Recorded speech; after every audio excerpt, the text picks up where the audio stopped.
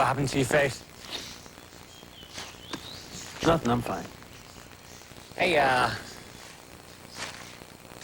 you feeling a little sorry for yourself? You may want to have a drink with your mate from the hatch. I hear he's a little despondent as well. What? Oh, that's right. You weren't there for the dramatic arrival at the funeral. I think he's pushed your button too many times, if you ask me. Desmond?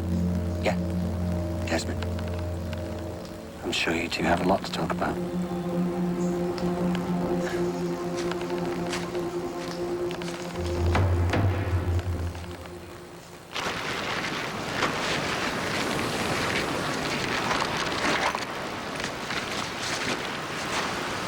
I'm sorry if what I said was confusing, but I asked Jim to come. You need someone to translate, and you need at least 2 people who know how to sail. Desmond managed by himself. And look where he ended up.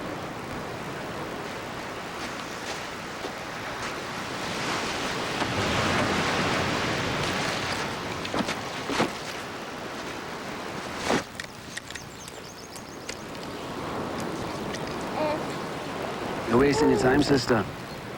I shot myself with that stuff every 9 days for 3 years.